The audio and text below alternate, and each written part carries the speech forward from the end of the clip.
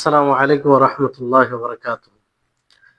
إن الحمد لله نحمده ونستعينه ونستغفره ونعوذ بالله من شرور أنفسنا وسيئات أعمالنا. من يهده الله فلا مضل له ومن يضلله فلا هادي له، وأشهد أن لا إله إلا الله وحده لا شريك له، وأشهد أن محمدا عبده ورسوله. أما بعد، رب اشرح لي صدري ويسر لي أمري واحلل عقدة من لساني يفقهوا قولي رب زدني علما رب زدني علما। সম্মানিত দর্শকবৃন্দ, আল্লাহ তাবারক ওয়া তাআলার অশেষ দয়া যে আজকে আমরা শেখুল ইসলাম ইবনে তাইমিয়া রাহিমাহুল্লাহ যে একটি অন্যতম বই আল আকিদাতুল ওয়াসিতিয়া, এই বইয়ের ক্লাসে প্রায় 35তম পর্বে আমরা উপস্থিত হয়েছি। তারপরে নবী করিম মুহাম্মদ সাল্লাল্লাহু আলাইহি ওয়াসাল্লামের উপরে অসংখ্য শান্তি ধারা বর্ষিত হোক। আল্লাহুম্মা সাল্লি আলাইহি আল্লাহুম্মা বারিক আলাইহি। সম্মানিত উপস্থিতিগণ, আমাদের আলোচনার যে বিষয়ে আলোচনা চলমান ছিল সেটা হচ্ছে বারজাখি জীবন নিয়ে। তো মানুষ মারা যাওয়ার পর যে কবরে দাফন করার পরে তাকে প্রশ্ন করা হবে, যে প্রশ্ন তার উত্তর দেবে তা তার জন্য সুসংবাদ এবং সে নিয়ামতে থাকবে, আর যে প্রশ্ন উত্তর দেবে তার জন্য শাস্তি হবে। এই পর্যন্ত আমরা আলোচনায় পৌঁছেছিলাম। এখন এখান থেকে আলোচনা শুরু হবে যে যেটা প্রশ্ন বলা হয় এটাকে ফিতনা দিয়ে তাবির করেছেন ওলামাগণ। এরপরে এই ফিতনার পরে প্রশ্ন পরে হয়তো নেয়ামতে থাকবে অথবা আযাবে থাকবে, মানে পরে পরে, মানে এরকমটা বিষয়টা যে অনেক কিছুক্ষণ সময় বিরতি এরকম কিছু নয়। মানুষকে প্রশ্ন করা হবে, প্রশ্নের উত্তর দিতে পারলে সে নেয়ামতে থাকবে, তখন থেকে তার জন্য নেয়ামত, আর উত্তর দিতে না পারলে তখন থেকে তার আযাব শুরু হয়ে যাবে। যখন সে বলবে যে লা আদরি, হা হা লা আদরি, আমি জানি না, হায় আফসোস আমি জানি না, তখন তাকে হাতুড়া মারা হবে, হাতুড় মারা হবে। আর তার ব্যাপারে আলোচনা হয়েছে। আর যদি সঠিক উত্তর দেয় তাহলে তার জন্য জান্নাতের দিকে দরজা খুলে দেওয়া হবে এবং তার কবরকে প্রশস্ত করে দেওয়া হবে। তো একটাই কথা, যে প্রশ্ন উত্তরের পরে হয় আযাব শুরু হবে, না হয় নেয়ামত শুরু হবে। যদি উত্তর দিতে পারে তাহলে নেয়ামত, তার জন্য জান্নাতের দরজা খুলে দেওয়া হবে, তার কবরকে প্রশস্ত করে দেওয়া হবে। আর যদি উত্তর না দিতে পারে তাহলে তখন থেকে তার শাস্তি, তাকে হাতুড়া মারা হবে, আর এইভাবে তার শাস্তি চলতে থাকবে। এখানে বিষয়টি হচ্ছে যে এই নেয়ামত বলেন এবং শাস্তি বলেন, তো এটা কি শুধু শরীরের উপরে হবে, না আত্মার উপরে হবে, রূহ এর উপরে হবে, না শরীর এবং আত্মা দুটোর উপরেই হবে? দুটোর উপরেই মানে হবে বিষয়টি।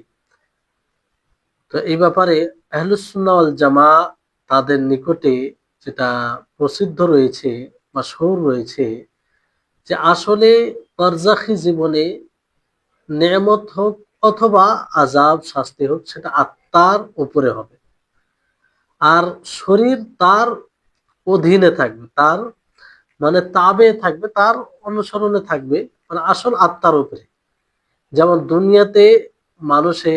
দুনিয়াতে শাস্তি হয় কিংবা কিছু বিষয় হয় তো শরীরের উপরে, আর আত্মাটা তার তাবে হয়, তার অনুসরণে হয়, তার পিছনে থাকে। মানে শরীরের উপরে হয়, আত্মা অটোমেটিক সেটা অনুভব করে। আর বারজাখের জীবনে আত্মা আসল হবে, শরীরটা তার পেছনে হবে।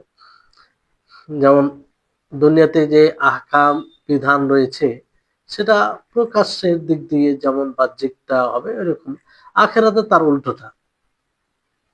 তো কবরে আযাব হোক অথবা নেয়ামত হোক, সেটা আত্মার উপরে হবে। আর এই আত্মার উপরে যখন হবে তখন শরীর প্রভাবিত হবে। শরীর প্রভাবিত হবে, মানে স্বতন্ত্রভাবে যে আত্মাতেই হবে, শরীর কিছু হবে না তা নয়, শরীর প্রভাবিত হবে। আর অনেক সময় এরকম হতে পারে যে আযাব মানে শরীরের উপরে হবে এবং আত্মার উপর, দুটোই। কিন্তু এটা খুব কম হবে, এটা খুব কম হবে। আসল মূল হচ্ছে আযাব আত্মার উপরে হবে, আর শরীর তার পিছনে থাকবে, তার অনুসরণে থাকবে, মানে তার অধীনে থাকবে। আর নেয়ামত, নেয়ামতেরও তাই। নেয়ামত আসল আত্মার জন্য হবে, আর শরীর তার তাবে হবে। জি, এই হচ্ছে বিষয়। মানে দুনিয়ার পুরো উল্টোটা, দুনিয়ার পুরো উল্টোটা, বাস্তব জীবন আমরা যে জীবনে বসবাস করছি তার উল্টোটা।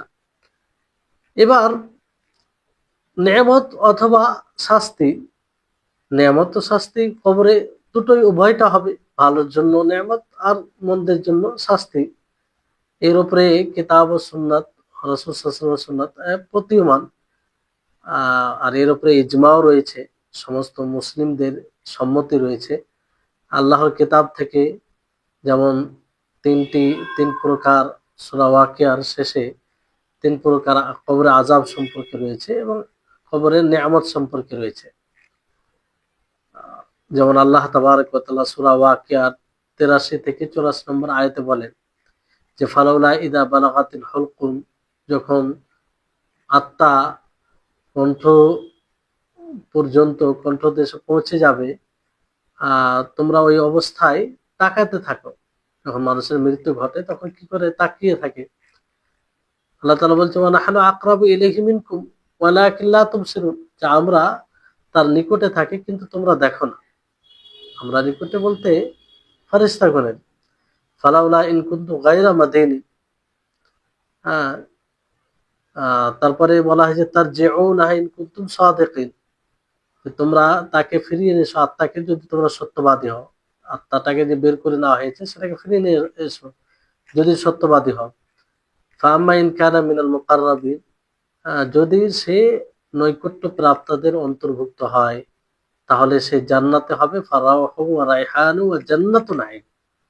দেখেন এখানে যে সে ভালো জীবনে থাকবে এবং আহ নিয়ামতে নিয়ামতে পরিপূর্ণ জান্নাতে থাকবে।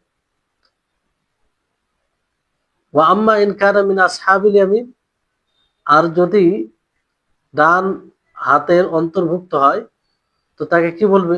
ফারিস্তাগণ ফাসালামুন লাকা মিন আসহাবিল ইয়ামিন, যে তোমার জন্য সালাম হোক। আসহাবুল ইয়ামিন বলতে ডান, ডান দিকে, মানে ভালো। ওয়া আম্মা ইন কানা মিনাল মুকাজ্জিবিন আদ-দাল্লিন, আর যদি পথভ্রষ্ট মিথ্যা প্রতিপন্নকারীদের অন্তর্ভুক্ত হয় তো তার জন্য ফুটন্ত গরম পানি মেজবানি হিসাবে থাকবে, তাকে দেওয়া হবে। ওয়া তাসলিয়াতু জাহিম, এবং জাহান্নামে নিক্ষেপ করা হবে। তো এই হচ্ছে বিষয়। বহু আয়াত রয়েছে যা দ্বারা স্পষ্ট হয়। এজন্য দেখবেন ফারিস্তাগুন আসে, এটা যে যখন মানুষের মৃত্যু ঘটে সে অনেক ভয়ভীত হয়, তার চেহারা পরিবর্তন হয়ে যায়, লাল হয়ে যায়। যখন আযাবের ফারিস্তা আসে তখন চেহারা লাল হয়ে যায় এবং মৃত্যুর সময় ভয়ভীত হয়ে যায়, যেটা যারা আশেপাশে উপস্থিত থাকে তারা বুঝতে পারে এটা, যে স্বাভাবিক অবস্থায় থাকে না, অত্যন্ত কঠিন কষ্ট অবস্থায় থাকে। যদিও সেই কষ্টটা মানে সেরকম ভাবে যেরকম কষ্টের সম্মুখীন হয় ওই রকমটা মানে অনুভব করে না মানুষ, ওরকমটা মানুষ কি করে না, অনুভব করে না। কিন্তু কিছু মানুষ বুঝতে পারে, মানে যে তার স্বাভাবিক অবস্থা নেই। জি, কোরআনেও দলিল রয়েছে এই ব্যাপারে। যেমন আল্লাহ তাবারক ওয়া তাআলা ফিরআউনের বংশধরের ব্যাপারে কি বলেছেন? আন-নারু ইউরাদুনা আলাইহা গুদুওয়া ওয়া আশিয়া, যে জাহান্নাম তাদের নিকটে সকাল সন্ধ্যা উপস্থাপন করা হবে। আর এটা কখন? কিয়ামত সংঘটিত হওয়ার পূর্বে, তার মানে বারজাখে জীবনে। স্পষ্ট দলিল যে কবরে আযাব হবে।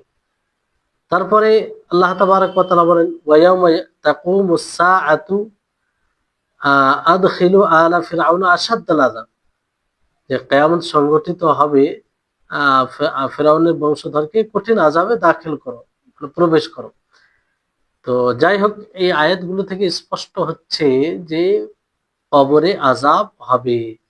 অনুরূপভাবে কোরআনের এই আয়াত ও দলিল আল্লাহ তাআলা বলেন ওয়ালাউ তারা ইযিজ জালিমুনা ফি গামারাতিল মাউতি ওয়াল মালাইকাতু বাসিতু আইদিহিম আখরিজু আনফুসাকুম, যে জালিমিনকে আপনি দেখবেন আহ যে জালিম যখন মৃত্যু অবস্থায় থাকে, ফেরেশতাগণ তাদের হাতকে প্রশস্ত করে দেন আর বলে যে তোমরা তোমাদের আত্মাকে বের করো, আখরিজু আনফুসাকুম, তোমরা তোমাদের আত্মাকে বের করো।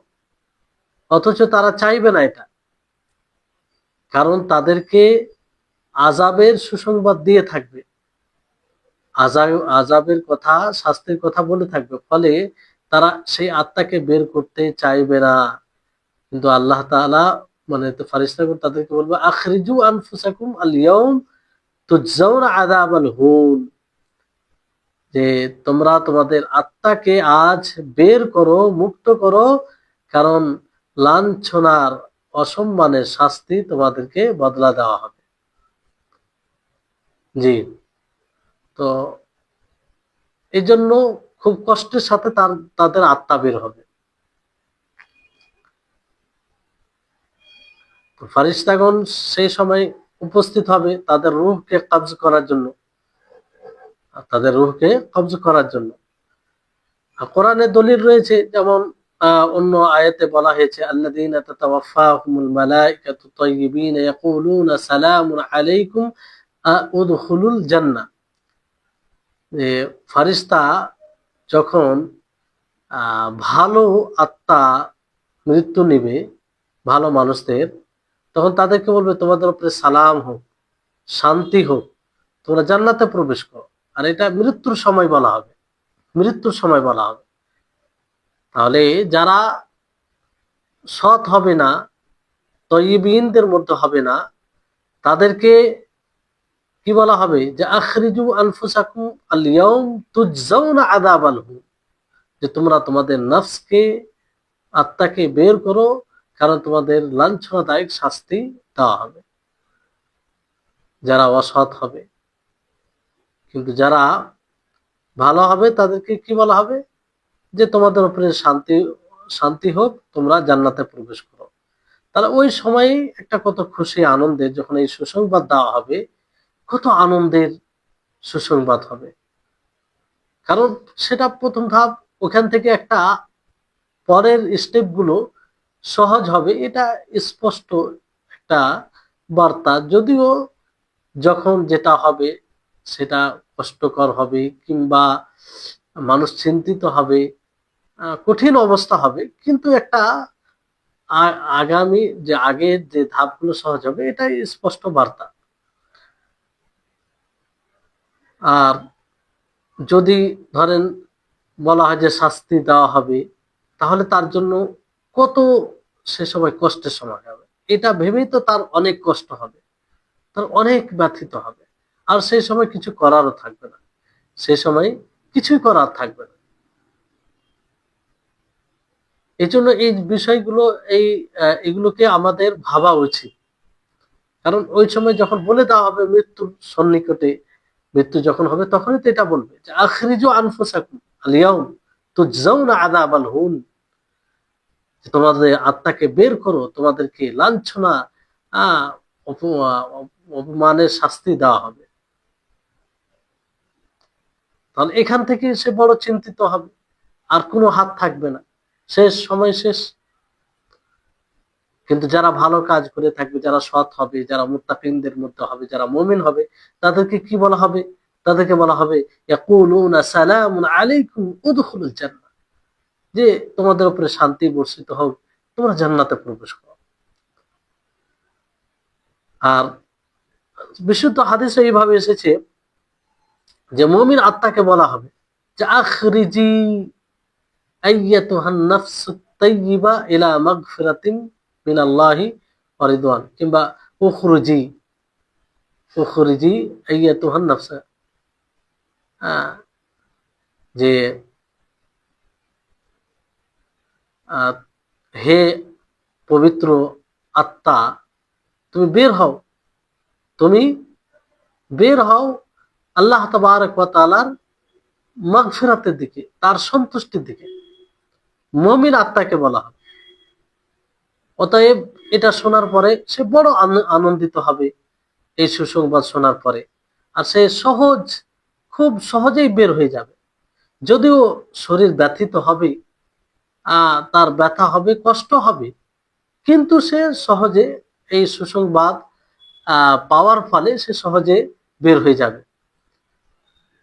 কিন্তু যারা মুমিন হবে না, তাদের বিষয়টা পুরো বিপরীত হবে, উল্টোটা হবে। তারপরে কবরে আযাব সম্পর্কে সুন্নাতে এসেছে, আর নিয়ামত সম্পর্কে এসেছে মুতাওয়াতির হাদিস রয়েছে, অসংখ্য হাদিস রয়েছে, যেটাকে মিথ্যা বলা কোনো মতেই সম্ভব নয়।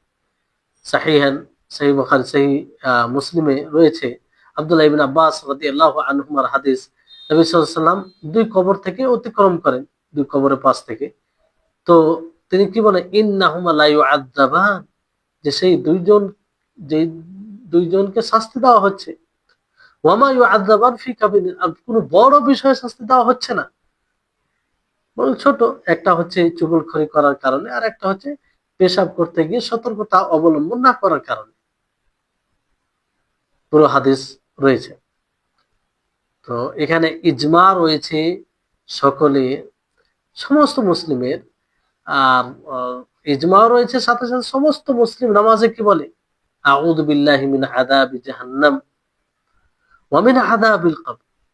হে আল্লাহ, আমি তোমার আল্লাহর আশ্রয় চাইছি জাহান্নামের আযাব থেকে এবং কবরের আযাব থেকে।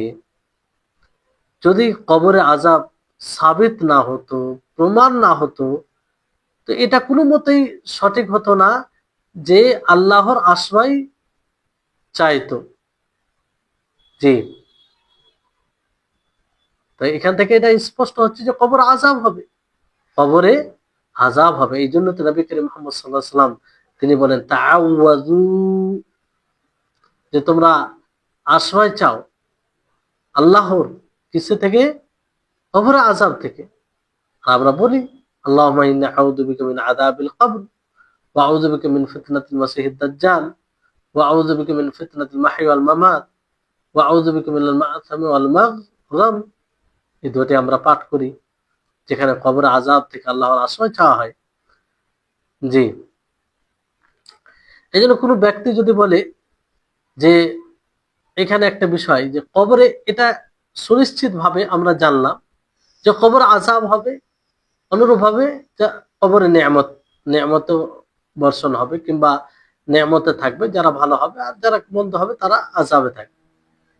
তো এখানে যদি কেউ বলে যে এই আযাব এবং নেয়ামত কবরে, এটা কি স্থায়ী ভাবে হবে, না কিছু পর্যন্ত থাকবে, তা কেটে যাবে, মানে বারজাখী জীবন যেটাকে বলা হচ্ছে, যে মানুষের মৃত্যু থেকে নিয়ে কিয়ামত সংঘটিত হওয়ার মাঝে যে সময়টা থাকবে, এটাকে বারজাখী জীবন বলা হয়।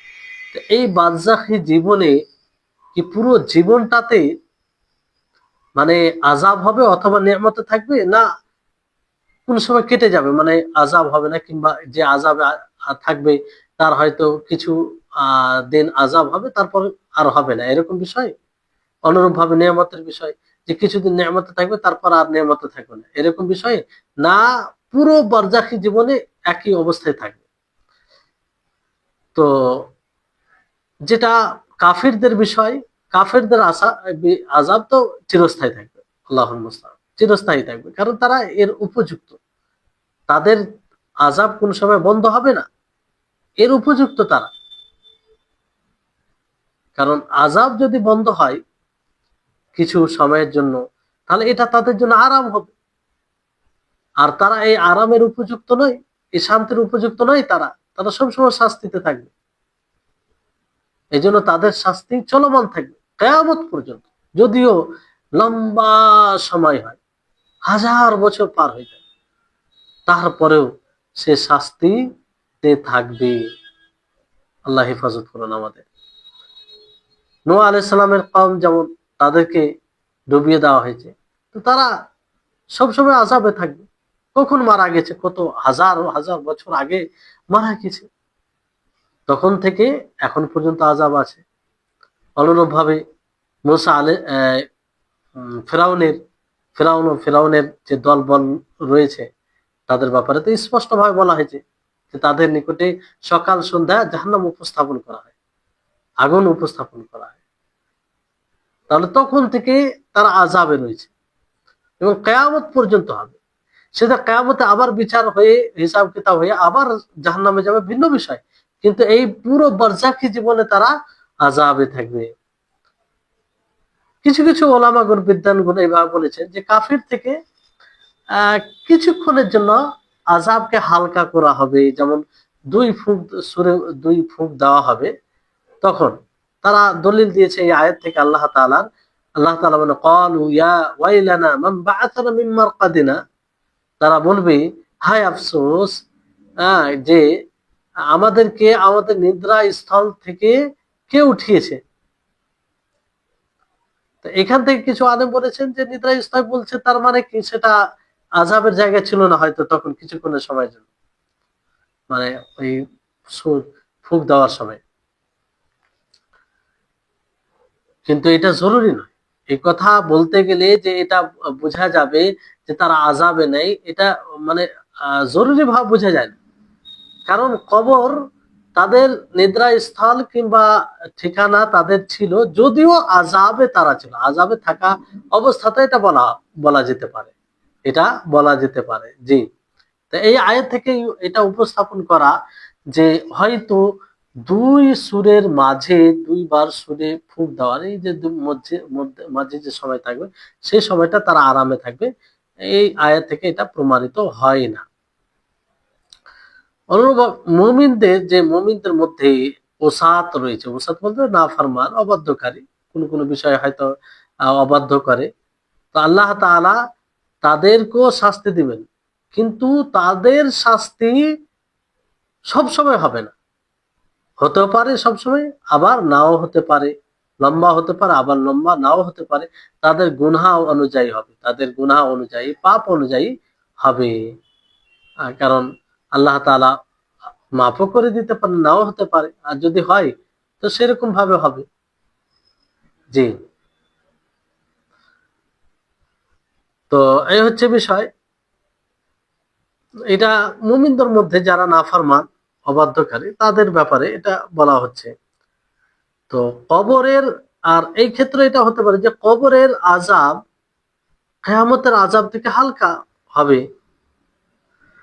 কারণ কবরের আযাব কিয়ামতের আযাব থেকে হালকা এই জন্য, কারণ কবরের আযাবে লাঞ্ছনা কিংবা লজ্জের বিষয় মানে থাকে না, যতটা কিয়ামতের পরে আযাব যেটা হবে সেটাতে থাকে, কারণ সেটাতে সবাই দেখবে।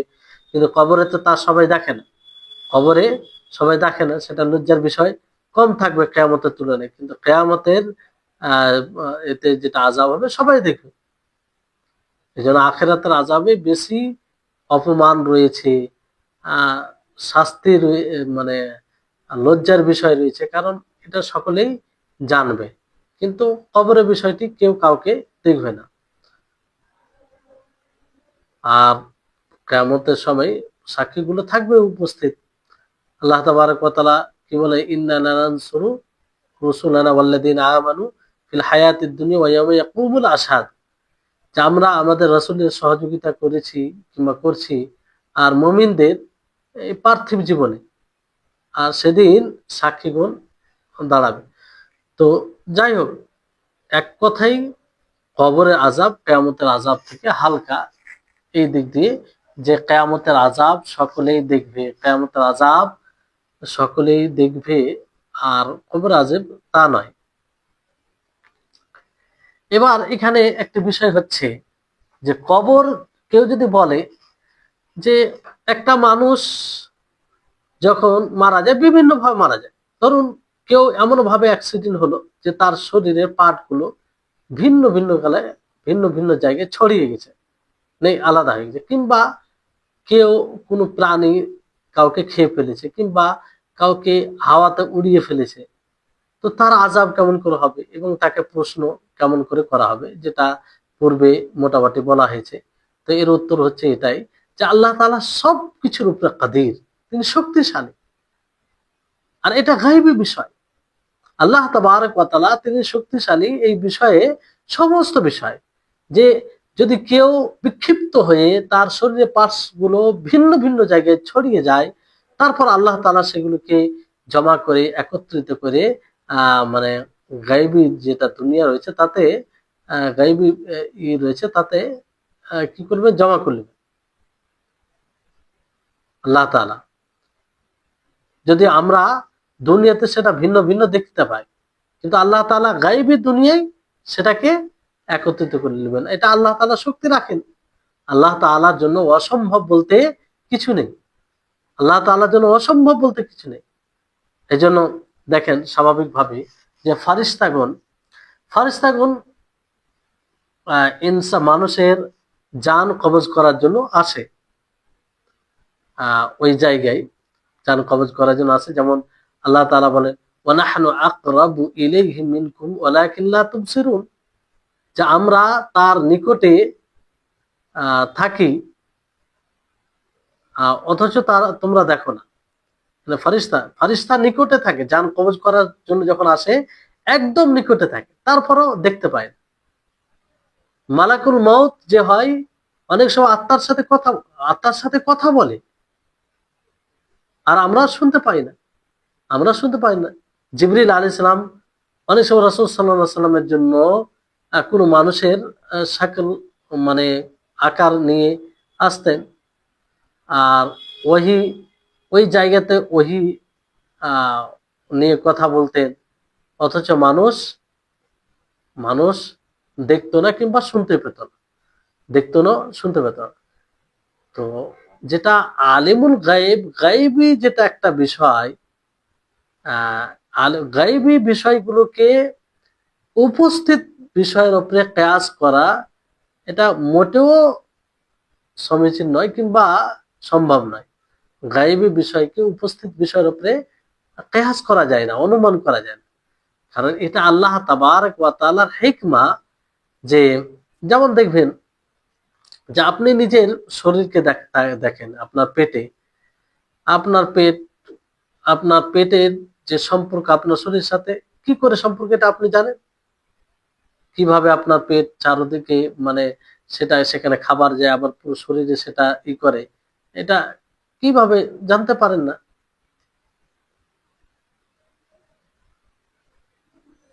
অনুরূপ ভাবে দেখবেন যে আপনি যখন ঘুমিয়ে যান, আপনার কাছ থেকে কিছু বের করে,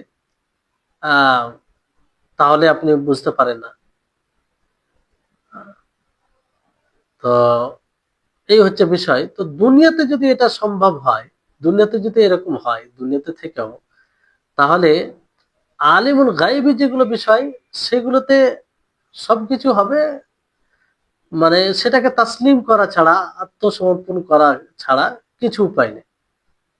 মানে আমরা কিয়াস, অনুমান করতে পারি না উপস্থিত জিনিসের উপরে গায়বী অনুপস্থিত বিষয়কে। জি। তো আল্লাহ তাবারক ওয়া তাআলা এটার উপরে তিনি শক্তিশালী, তিনি শক্তি রাখেন যে তিনি শরীর যে টুকরো টুকরো যদি হয়ে যায়, সেগুলোকে তিনি জমা করে হাওয়াতে যদি সেটাকে বিক্ষিপ্ত করে দেয়, তারপর আল্লাহ তাআলা সেটাকে জমা করে তিনি এটা করতে পারেন, এবং তাকে একত্রিত করে প্রশ্ন করবেন, এবং আযাবের উপযুক্ত হলে আযাব দিবেন, আর নেয়ামতের উপযুক্ত হলে নিয়ামত দিবেন। আল্লাহ তাআলা সবকিছুর উপরে কাদির। আল্লাহ তাআলা সমস্ত বিষয়ের উপরে কাদির। আল্লাহ তাআলা আর ব্যাপারে আমরা কোনো সময় বলতে পারি না যে আল্লাহ তাআলা এই জিনিসের উপরে শক্তি রাখে না। এবার যদি কেউ বলে, এটা একটা বিষয়, আশা করি আপনাদের নিকটে স্পষ্ট হয়েছে, বিষয়গুলো স্পষ্ট হয়েছে। যদি বিষয় স্পষ্ট না হয়, তাহলে পরে জানবেন যে আল্লাহ নবীর উপরে ওহী হতো, ফারিস্তা আসতো, আর ফারিস্তা এমনকি জান কবজ করার সময় আসে, তা আমরা দেখতে পাই না, আমরা কিছু বুঝতে পারি না। হ্যাঁ, তো কারণ এগুলো গায়বী বিষয়, এগুলো গায়বী বিষয়। অনুরূপভাবে কবরের বিষয়টি তাই, কবরের বিষয়টি তাই যে একজন মানুষ যদি মারা যায়, তাকে কেউ কেউ প্রাণীতে খেয়ে নেয়, কিংবা তার শরীরের পার্টস গুলো ভিন্ন ভিন্ন জায়গায় বিক্ষিপ্ত করে দেওয়া হয়, হাওয়াতে তাকে উড়িয়ে নিয়ে যায়। তো আল্লাহ তাআলা এটা শক্তি রাখেন যে তা সেগুলোকে একত্রিত করে মানে অদৃশ্য জগতে সেটা কি করবেন, অদৃশ্য জগতে বলতে অদৃশ্য জগতে গায়বী জগতে আহ তিনি তাকে প্রশ্ন করবেন একত্রিত করে রূপ দিয়ে। আর যা অন্যদের সাথে করা হয় তার সাথে করবেন আল্লাহ তাআলা। এবার এখানে আহ এই জন্য মানে এগুলো বিষয়ে মানে আমরা নিজের আক্কেল বিবেক লাগাতে পারি না, এগুলো বিষয়ে এক কথায় আমাদেরকে মেনে নিতে হবে, কারণ কোরআন ও হাদিস দ্বারা প্রমাণিত। আর কোরআন ও হাদিসে যা আছে সবকিছু যে আমাদের বিবেকে চলে আসবে, আমরা বুঝে নেব, তা জরুরি নয়, তা জরুরি নয়। বিবেকে অনেক বিষয় আসতেও পারে, আমাদের বিবেক এর বাইরেও যেতে পারে। তো এই বিষয়টি লক্ষ্য রাখতে হবে। তারপরে যদি কেউ বলে যে মৃত ব্যক্তিকে সংকীর্ণ কবরে দাফন করা হয়, তো কেমন ভাবে তার জন্য মানে প্রশস্ত করা হবে, এমনকি তার দৃষ্টিশক্তি যতদূর যাবে ততদূর পর্যন্ত প্রশস্ত করে দেওয়া হবে। অথচ একজন মৃত ব্যক্তিকে সংকীর্ণ কবরে দাফন করা হয়, তো এটা কি করে সম্ভব? অনেকের অভিযোগ এটা। তো এর উত্তর এটাই যে আমরা যেটা পূর্বে বলা হয়েছে যে গায়েবী বিষয়কে, অদৃশ্য জগৎকে উপস্থিত জগতের সাথে কেয়াস করা যাবে না।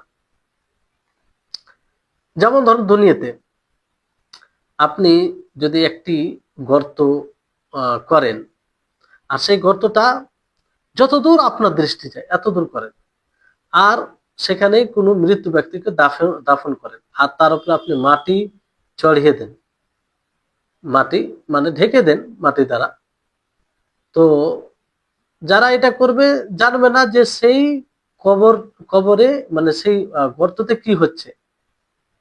হ্যাঁ, যে সে দেখতে পাচ্ছে না দেখতে পায় না, মানে এটা যদি দেখে তো অবশ্যই সে দেখতে পাবে না, কারণ ঢেকে দেওয়া হয়েছে।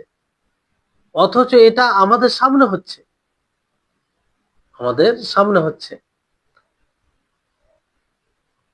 মানে প্রশস্ত করে করা হয়েছে, তারপরেও দেখতে পাচ্ছেন ঢেকে দেওয়ার কারণে আমরা জানি না।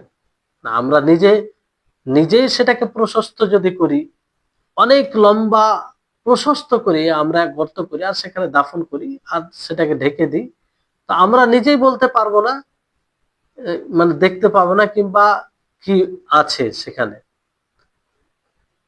তো যেটা আল্লাহ তাবারক ওয়া তাআলা প্রশস্ত করবেন, ওটাকে আমরা কি করে আমরা জানতে পারবো, কি করে বুঝতে পারবো? জি। তো এগুলো গায়বী বিষয়, এর উপরে ঈমান নিয়ে আসতে হবে, এর উপরে ঈমান নিয়ে আসতে হবে। হ্যাঁ, এবার যদি কেউ এরকম বলে যে আমরা তো কাফের মৃত ব্যক্তিকে দেখি যে তারা, আমরা যখন তার কবর মানে কবর তৈরি করি, একদিন পরে 2 দিন পরে, মানে মৃত ব্যক্তির ব্যাপারে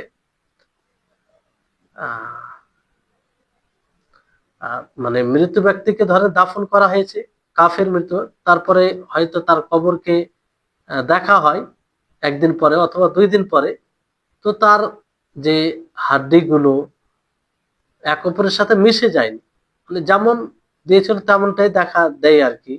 কিংবা কিছু এরকম যেমন হাদিসে এসেছে যে হাড্ডি গুলি এদিক ওদিক হয়ে যাবে, যারা কাফের হবে, গুনাহগার হবে, কিন্তু কাফেরদের কবর দেখা হয়েছে, তো এরকমটা কিছু হয়নি,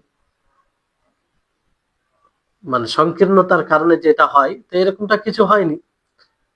তো এটার উত্তর এটাই যে এটা গায়েবী বিষয়, এটা আমরা দেখতে পারি না, এটাও তো হতে পারে যে তার সাথে এই রকম করা হয়েছে, তার হাড়গুলো তার ডান দিকের বাম দিকে এরকম হয়েছে, কিন্তু যখন মানুষ সেটাকে খুলতে গিয়েছে, আবার আল্লাহ তাআলা পূর্বের মতো ফিরিয়ে দিয়েছে। মানে যে জায়গায় যেটা ছিল হাড় সেটা ফিরিয়ে দিয়েছে, এটা বান্দাদেরকে পরীক্ষা করার জন্য। কারণ যদি সেই মানে কবর খুঁড়তে গিয়ে মানে দেখে নেই যে বাস্তবে হাদিস অনুযায়ী তাদের হাড়গুলোকে এদিক ওদিক করে দেওয়া হয়েছে, তাহলে তো তখন গায়েবের উপরে ঈমান নিয়ে আসার হিকমত থাকবে না, তখন তো সেটা জেনে নিল। আর আল্লাহ তাআলা চাইছেন যে মানুষ না দেখে ঈমান নিয়ে আসুক, না দেখে ঈমান নিয়ে আসুক। তো আল্লাহ তাআলা তো এটাও করতে পারে যে তার কবর যখন খোলা হয় দেখার জন্য, তা আল্লাহ তাআলা পূর্বের মতো করে দেয়, পূর্বের মতো করে দেয় তাদের দৃষ্টিতে। কিন্তু তার কবরে যে হাদিসে বলা হয়েছে এটা তো হয়, কিন্তু যখন কবর খুলে তা পূর্বের মতো করে দেয়। তো এই হচ্ছে বিষয়। তো এক কথাই আমরা মানে হাদিস অনুযায়ী ঈমান নিয়ে আসবো, ঈমান নিয়ে আসবো যে হ্যাঁ এটা বাস্তবে হয়, এতে কোনো সন্দেহ নেই। হ্যাঁ, এবার যদি কেউ বলে যে, যেমন কেউ যারা দার্শনিক তারা বলে যে কবরের পাশে এমন কিছু রাখা হয় যেটা একটুতেই নড়ে যায়। আহ, তো এরকম জিনিসও রেখে দেখা হয়েছে। আজকে হয়তো কাউকে দাফন করলো, আর তার পাশে এমন জিনিস রেখেছে যে একটুতে লড়ে যায়। পরের দিন কবর মানে খুলে দেখা হয়েছে, কবরটা খুলে দেখা হয়েছে যে সেই যে বিষয়টি, সেই জিনিসটা যেখানে রাখা হয়েছে সেখানেই আছে, যেখানে রাখা হয়েছে সেখানেই আছে। তো যদি যেমন হাদিস আছে যে ফারিস্তা আসবে, ফারিস্তা তাকে উঠাবে, হ্যাঁ, আহ তাকে বসাবে, আর তারা বসবে এবং প্রশ্ন করবে। তো তাদের কথা হলো, যারা অভিযোগ করে যে ওই জিনিসটা রাখার পরে তো আমরা ওই জায়গাতে দেখছি, যদি বাস্তবে এটা হতো তাহলে তো এটা এদিক ওদিক ঘটাঘটি হতো। তো এখানে ওই কথাই বলা যাবে যে এটা গায়েবী বিষয়, গায়েবী জগতের বিষয়, তার উপরে আমাদেরকে ঈমান নিয়ে আসতে হবে। আর এখানে এটাও তো হতে পারে যে যখন কবর খুলে দেখা হয়েছে, কবর খুলে দেখা হয়েছে, তো আল্লাহ তাআলা ওই ওই রকমই করে দিয়েছেন যে অবস্থায় রেখে দিচ্ছেন। মানে এটা তাদেরকে পরীক্ষা করার জন্য, যে তারা যেন এটা বুঝতে না পারে যে এটা করা হয়েছে, মানে না দেখে ঈমান আনছে কিনা এটা দেখার জন্য, এটা দেখার জন্য। এই হচ্ছে বিষয়। বিষয়টা হচ্ছে যে আমরা মানে বিবেক দিয়ে যদি দেখি তাও এইগুলো জিনিস স্পষ্ট হয় কিছুটা। যেমন ধরেন যে আমরা স্বপ্নে দেখি, অনেক কিছু দেখি স্বপ্নে। যেমন স্বপ্নে আপনি কোনো জিনিস দেখছেন, কিংবা আপনি বিছানার উপরে আছেন, তো অনেক কিছু দেখেন, কিন্তু উঠে দেখেন আর কিছু নেই। আহ, মানুষ অনেক সময় দেখবেন ঘুমিয়ে রাতে এমন কোনো জিনিস দেখে যেটা অপছন্দনীয়, এই জন্য তার যখন সে সকাল করে তখন তার মন টন খারাপ থাকে। আর যখন সে ভালো জিনিস দেখে, সে সকাল করে ভালো অবস্থায়, মানে মন ভালো থাকে খুব। তো এগুলো মানে রূহ আত্মার সাথে বিষয়, এগুলো মানে দেখা যায় না। তো এই জন্য যেগুলো মানে গায়েবী অদৃশ্য জগতের বিষয়, সেগুলোকে দৃশ্য জগতের সাথে অনুমান করা যায় না, অনুমান করা যায় না। তো এই হচ্ছে বিষয়। তো আশা করি আপনারা বুঝতে পেরেছেন বিষয়গুলো। তো এখানে যেহেতু এরপরে অন্য বিষয় শুরু হচ্ছে, কেয়ামতে ফিল কেয়ামতিল কুবরা, আহ এগুলো বিষয়ে আলোচনা শুরু হবে। তো আজকে আর বলছি না, এই পর্যন্ত যথেষ্ট। ইনশাআল্লাহ আগামী ক্লাসে ফের পরবর্তী বিষয় নিয়ে আমাদের ধারাবাহিক ক্লাস চলবে। আশা করি আপনারা এইসব বিষয়গুলো বুঝতে পেরেছেন। আর যদি বুঝতে না পারেন তো অবশ্যই প্রশ্ন করবেন। আল্লাহ তাআলার কাছে দোয়া করি, আল্লাহ তাআলা যেন আমাদের সকলকে এসব বিষয়ের উপরে পরিপক্কভাবে, যেমন দেখে আমরা ঈমান মানে বিশ্বাস হবে ওইরকম ভাবে যেন আমরা ঈমান নিয়ে আসতে পারি। আল্লাহ তাআলা যেন আমাদের তৌফিক দেয়। আর এই ভয়ে যেন আমরা নিজের বরজাখি জীবনকে ভালো করার পেছনে থাকি, সবসময় এই প্রচেষ্টায় থাকি। যেমন যেন আমাদের বারজাখী জীবন, আখিরাতের জীবন দুটোই, উভয় জীবনটা ভালো থাকে। ওয়া আখির দাওয়ানা আনিল হামদুলিল্লাহি রাব্বিল আলামিন। আসসালামু আলাইকুম ওয়া রাহমাতুল্লাহি ওয়া বারাকাতুহু।